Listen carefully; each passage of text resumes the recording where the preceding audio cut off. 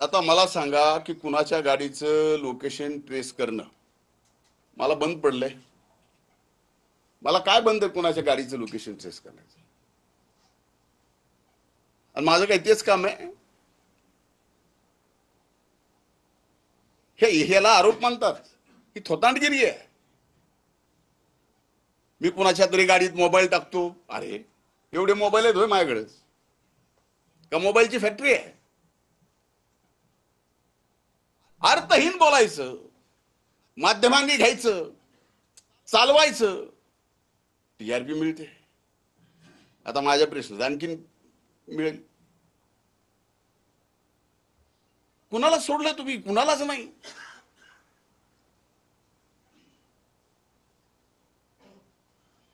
बाकी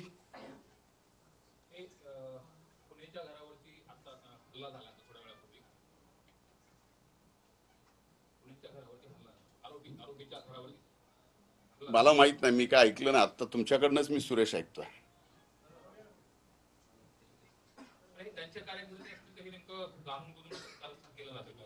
आता हे बघा, एक लक्षात घ्या, खुने त्यांचेच, गरुड त्यांचाच, सगळे आरोप त्यांचेच, बरोबर आहे. तेच आरोप करणार, तेच सांगणार, सगळं तर त्यांचं आहे. आता खुनेच्या तुम्ही म्हणताय तसं, मी तर माझ्याकडे बातमी नाही, तुम्ही म्हणताय तसं जर खुनेच्या घरावर हल्ला झाला असेल तर ते सुद्धा त्यांच्याच लोकांनी केला असेल आणि पुन्हा आमची नावं घ्यायची. म्हणून मी म्हणलंय की हा तपास पूर्णपणानं सीबीआय कडे दिला गेला पाहिजे. काही जरी म्हणलं, एक मिनिट माननीय मुख्यमंत्र्याला या बोलण्याचं वाईट वाटेल, पण इथली पोलीस यंत्रणा कुठल्याही जाती धर्माची असो यांना घाबरून आहेत. म्हणून करते करविते ह्या सगळ्या गोष्टीचे तेच आहे.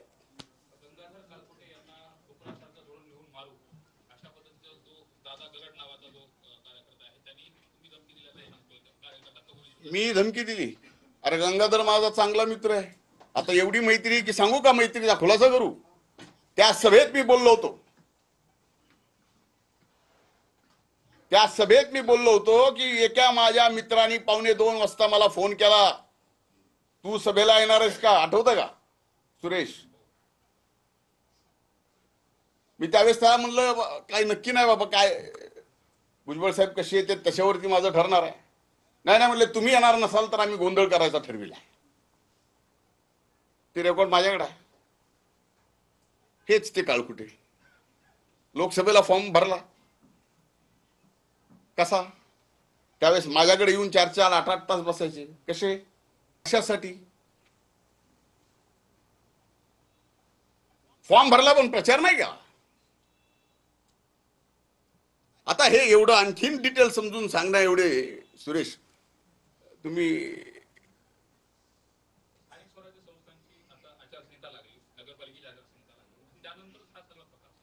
आता तुम्हाला याच्यातनं तरी काहीतरी समजावं की हे कशासाठी चाललंय. आणि सगळ्यांचाच टार्गेट फक्त धनंजय मुंडे काय? एवढ्या जणांना आवरण आहे काय मी?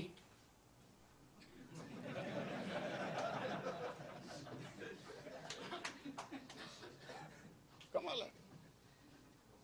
आता मला त्या दिवशीच्या सभेत मी इथे ईडब्ल्यूएस ओबीसीचा मुद्दा काढला, त्याच्यामुळे राग आला का? चष्मा पाठवला नाही त्याच्यामुळे राग आला?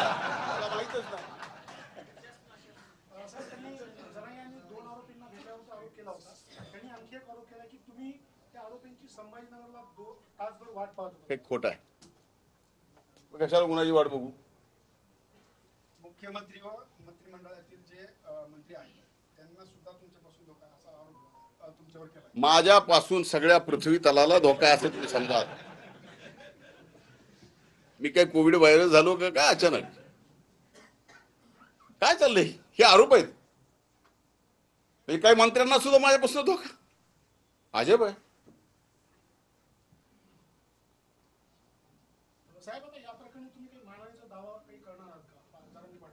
मी वकिलांशी चर्चा करून त्या निर्णय करणार आहे.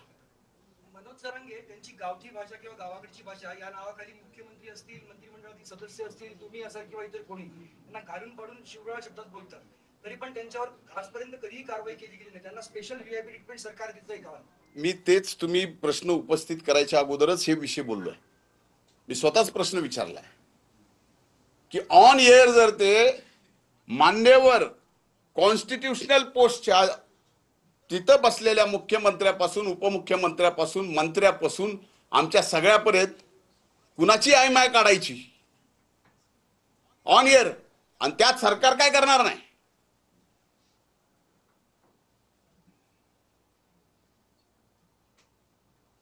आम्ही काय एवढे बुळे नाहीत ह्या सगळ्या गोष्टी न समजायला.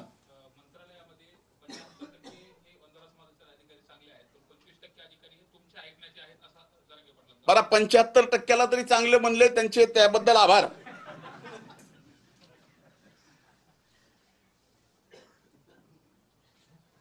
चला ठीक आहे, ओके, आभारी सगळ्यांचा. मी म्हणलं ना की माझ्या वकिलाशी चर्चा करून मी निर्णय करणार.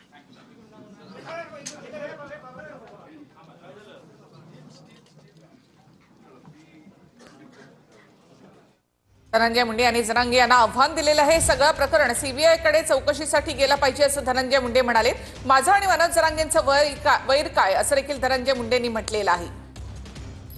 तर माझी नार्को टेस्ट करा आणि जरांगेची देखील नार्को टेस्ट करा असं आव्हानच धनंजय मुंडे यांनी दिलेलं आहे. माझ्या मनात पाप असेल तर ब्रेन मॅपिंग सुद्धा करा असं धनंजय मुंडे यांनी म्हटलेलं आहे. मी ओबीसी मंचावर गेल्यामुळे जरांगेंकडनं असे आरोप आपल्यावर केले जात आहेत असं देखील धनंजय मुंडे यांनी म्हटलेलं आहे. माझी प्रतिमा गुन्हेगारासारखी करण्याचा हा प्रयत्न आहे असं देखील धनंजय मुंडे यांनी म्हटलेलं आहे. तसंच मी स्वस्थ बसणार नाही आणि बसूही देणार नाही असं थेट आव्हान त्यांनी जरांगे यांना दिलं आहे.